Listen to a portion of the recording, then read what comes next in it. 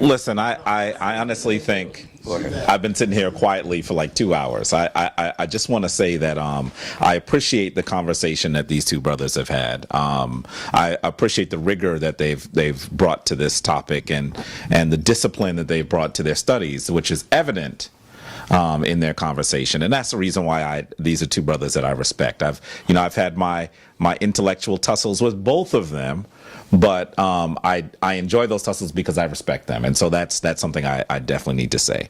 I think that one of the things that in this conversation I did not want to interrupt because I really wanted to hear you both come from the same book, or at least portions of the same book, and talk about this.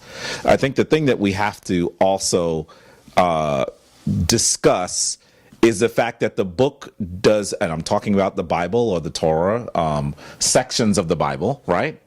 That I think the challenge I would have for both of you is that we don't necessarily talk about what's happening politically in the region at the time that these texts are written. We don't necessarily talk about what's happening historically in the time. Talking about things that we can likely come to a agreement around, proof around historical proof at that time. We don't talk about some of the religious conflicts and movements that are occurring at the time. And so sometimes I think that we attempt to render things literally, and I almost feel like it's unfair to say this to these two brothers because I know that they have the ability and have demonstrated the ability to look at things at a deeper level than literal. But I think that when we, for example, look at the Book of Kings, clearly, what are the political aims that the author of Kings is seeking to achieve?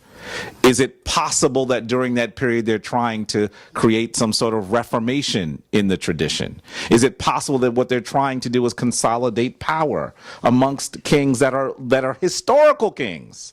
You mentioned several characters that I believe, through my research, are mythological characters. And I want to say to you that when I say that they're mythological, I don't mean disrespect by saying that. Come on, Jabari, bring it.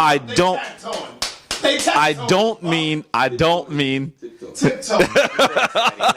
It's late. It's not, I don't mean disrespect when I say that they're mythological. Right. I think that most people who are in the Abrahamic traditions would view it that way because one of the major facets, the major factors of the traditions that come out of the Abrahamic traditions is that this must have occurred in history in order for it to have the vibrancy and the relevance today. And so when I say that it's mythological, I don't necessarily mean that to be disrespectful, right? I come from a tradition where most of what I study is myth. Most of it is myth, right? Where, there's some historical items that occur, obviously, that we can describe that occur in Kemet that we can prove. But most of the tradition is mythological because I always argue that myth is stronger than history. History is something that which occurred once, that one person did. But myth is that which is always occurring, that we have to live. And so I say that it's mythological by no means to be disrespectful to your tradition at all. And I want to make that clear because I think that some people, when they hear me say that, they think I'm trying to speak ill of the traditions. But I think that when we look at these traditions mythologically, in my opinion, they're more powerful than they are when you look at them historically. It says nothing to say that Joshua is a mythological character, that Moses is a mythological character, that all of those characters are mythological. So I think that's one aspect. I want to say one more thing, and I'm going to try to toss this up really quickly. In terms of understanding this concept, this discussion, this discourse between henotheism and monotheism, I honestly believe that dichotomy, once again, must be viewed within a historical political movement. And then I think that what we're seeing is a particular group of people that are trying to distinguish themselves from all the other people that exist in the area. You've described a story of someone who was not a child of Israel who was healed by someone. This is a mythological story, I'm assuming. We have no proof that it's a historical story, but we're talking about it like it's a historical story. There's a commentary that's being made, and if we understand the commentary, history and we look at it that way, I take no issue with it. But when we think about henotheism versus monotheism, I would like to discard all of those phrases, because in many instances, when you look at all traditions around the world that are often considered polytheistic, all of them believe that there's one divine source.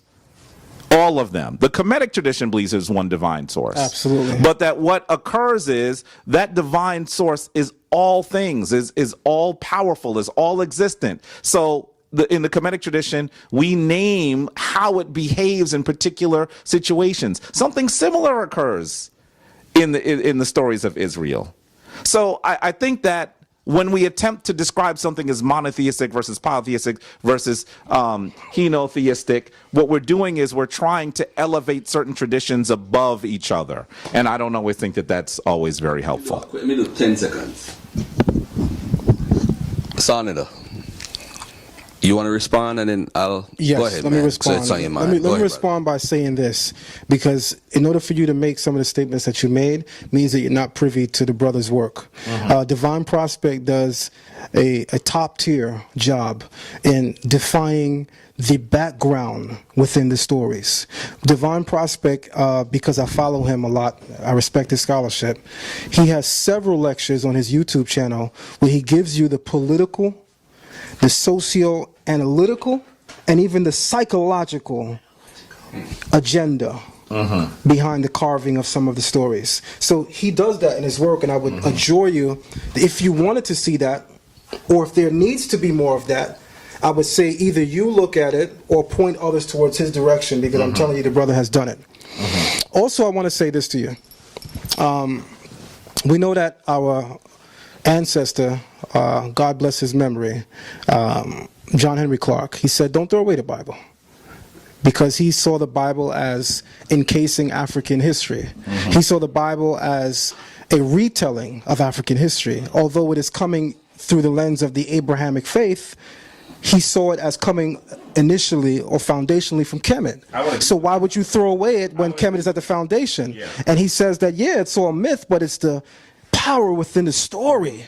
And he says in many ways it's the reason why I could never tell anyone to throw it away. Right. So I want to say this: what people will critique Brother Jabari for having a tendency to do is, you have a tendency, from my observation, I could only speak for myself in this moment, that when you speak of the Abrahamic literature, you superimpose okay, so I want to say this in this moment, okay? One of the things that I critique about my brother Jabari when he injects his views on Hebraic literature and thought is that he has a tendency to superimpose, or tendency to remind us that your stories are just myths. And it's as if he takes a sword, cuts it, returns it back, and then cuts it again and returns it back. And by return it back, I say that he then will take a step back and say, but no, I'm not trying to offend you, because some people are offended. So what I want to say to you in this moment is, I agree with you, and if you could move your hand, because I want to focus on what you're wearing, your necklace. I agree with you that it's not offensive to refer to our story as mythos. Number one, it's your opinion. That's number one. Sure. Okay, so I will personally never be offended by your opinion so long as it does not destroy African history and culture. I want to make that clear. The second thing I want to say is, I know that myth cannot bother you, because you are how old? I'm going to be 46 tomorrow. You're going to be 46. And to call it what it is, you are wearing a chain with a bird head, the body of a man, and writing apparatus, a sun disk, and cow horns. It's actually the moon, but... So I know that myth can't bother you. Right. Because with your age, and this is not demeaning, by the way, but I'm making a point. With your age, if you can do that, because to ignorant minds, they would look at that and laugh. But to minds who understand African thought and understand the principality conveyed in that, we would not be offended, nor would we laugh. So I want to say this: you have a tendency sometimes to almost superimpose the obvious We understand that there's parts of our story that's myth that may also be allegory, but we just want to ask sometimes, why do you seem to do it? It's almost as if you have an agenda of reminding people that their stories are just myth. Second thing I want to say to you is this, all right? Second thing I want to say to you is this. You said that, there's no problem with Joshua not being historical, and we know that you've also said that Abraham is also not historical, and many other characters are not historical. I personally see Been on the same time, so this might. I personally see Brother Jabari's tendency to remind the community, be it Hebrew or Kemet, that the Bible stories are just mythos, and remember, their characters don't actually exist, is also a tendency to downplay the veracity of the story, even though he doesn't admit that. Because he also knows that when it comes to the Neteru in Kemet, we're also talking about mythology, yet he never reminds the people that, or let me retract that statement. He scarcely and seldomly reminds the people of that point. Meanwhile, when speaking of Hebraic thought and Hebraic literature, Hebraic characters, he has a tendency to superimpose and always continually remind us that your story is just mythos. So let me address the veracity of his story and say this to him very keenly. Kemet, bar none, has everyone beat on recordation. Bar none. But here's the most interesting part. It's subjective, because we rarely get to see what other nations get to say about what is inscribed on the wall when we're talking about those interactions that they're having with other nations, right? I'm not sure if the brother is able to commit himself to not speaking when I'm speaking, but Hold on, Jabari. Hold on. we've been very disciplined this whole time. But anyway, let me say this. When Kemet has interaction with other nations and it goes on a wall, it is inscribed in a papyri, it meets their literature. When you find other nations speaking about it, it mostly doesn't agree with Kemet wrote. So we have to question the level of honesty or literary integrity. So when you brag and boast that you have all these texts and that you rule the world when it comes to recordation, what we turn around and we first and foremost point out is, well, how objective is the honesty and the integrity of what is being spoken, because there are several wars where Kemet is winning and other nations say that they win. There are several times when Kemet speaks of going into other nations and talking about what they did X, Y, and Z, and we'll get to the details in a second, where other nations' records don't match and don't agree. So simply because Kemet has more recordation than anyone else, I want to make it very clear to you in this moment, does not give Kemet any preeminency when it comes to looking at the veracity of the literary text in Kemet versus what is coming in the Bible. And I want to say this to end the thought. What makes the stories in the Bible so powerful is that it doesn't talk about simply the triumphs of the Hebrews. It talks about and addresses all of the pitfalls. It talks about all of the things that uncringe and make people shamed. For instance, who begins their story if it's all a myth? As being a slave people. We were enslaved by the Egyptians. We were really nobody. We were a bunch of shepherds. If the story is just myth, who begins a story that way? Coming right at your neck. I think we have to. No.